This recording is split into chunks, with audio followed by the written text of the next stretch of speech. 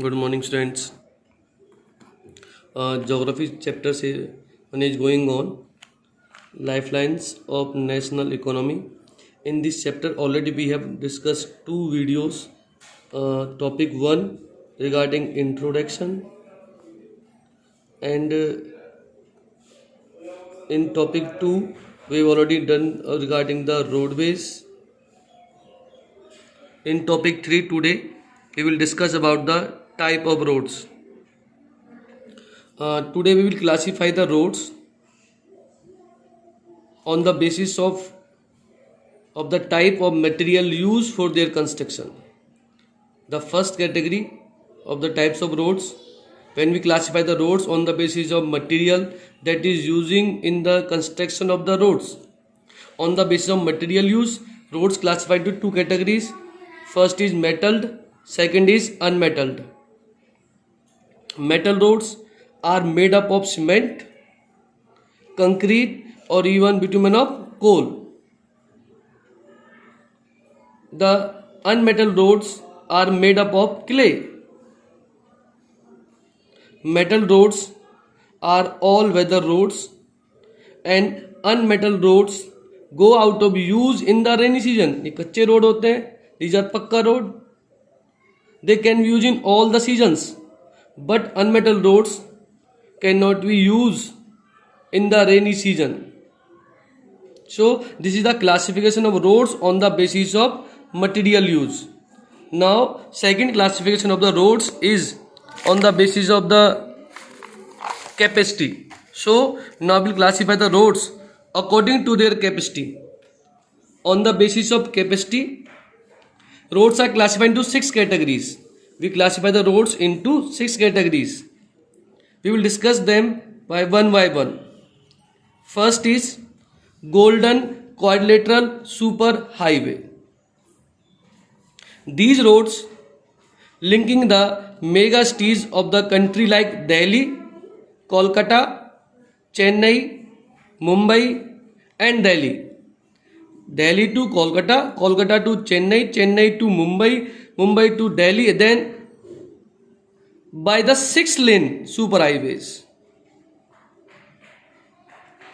Why these roads were constructed? What was the objective of these roads? The objective of these roads was to reduce the time and distance between the mega cities of India. These are the 4 mega cities of India: Delhi, Kolkata, Chennai, Mumbai.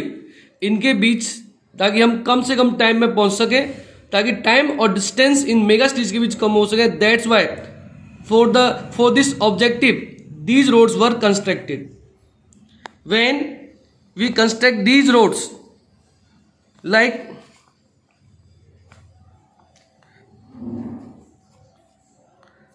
roads are there. First is regarding the, like it is Delhi, here is Kolkata, here is Chennai, and there one is Mumbai. When we connect these roads,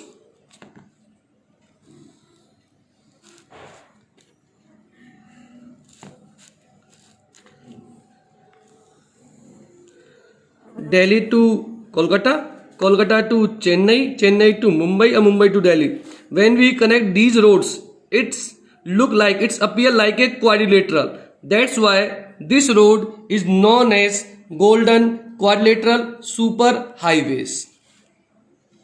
There are 2 corridors also. One is North-South corridor.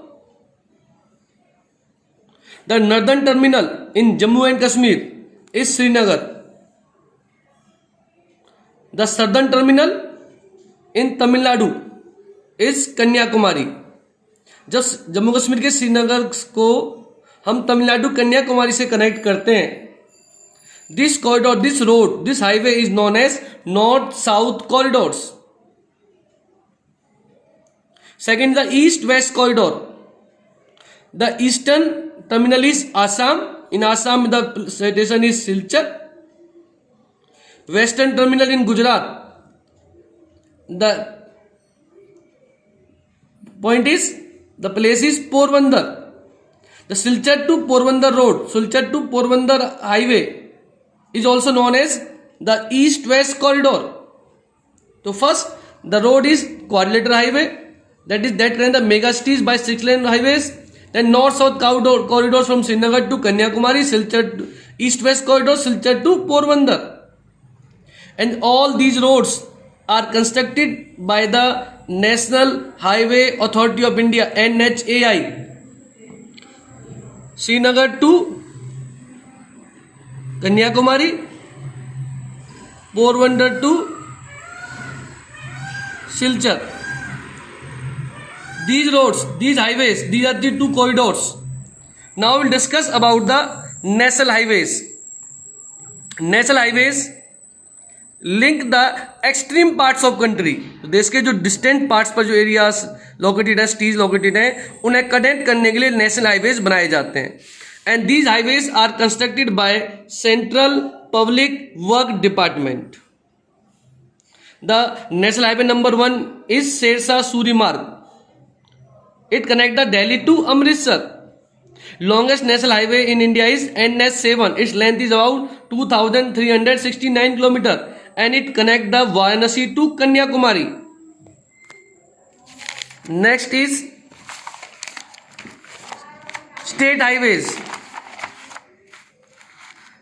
These highways link a state capital with the different district headquarters. Like the Haryana state capital is Chandigarh. The roads, the highways which connect the Chandigarh to other district headquarters like Faridabad, Gurgaon, Rohtak, these are district headquarters. So when our highway with that connect the state capital to other different district headquarters, such roads are known as state highways. And they are maintained by State Public Work Department. And short it is also known as PWD. Next is district roads. The roads which link the district headquarters with the other parts of the state, district like Faridabad district headquarters in our district, in sector 12, in Palwal is a district headquarters. The roads which connect the district headquarters to the nearby areas, such roads are known as district roads. And these roads are constructed by Jilla Parishad. Fifth category is other roads.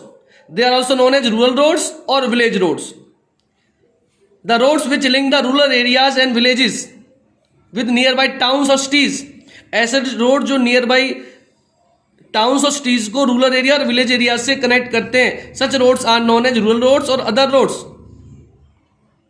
Mainly, these roads got the attention under the scheme of Pradhan Mantri Gramin Sadak Yojana. The objective was to construct the rural roads that all the villages, all the rural areas must be connected with all season motorable roads. Last category is border roads. Border roads are constructed by the Border Road Organization.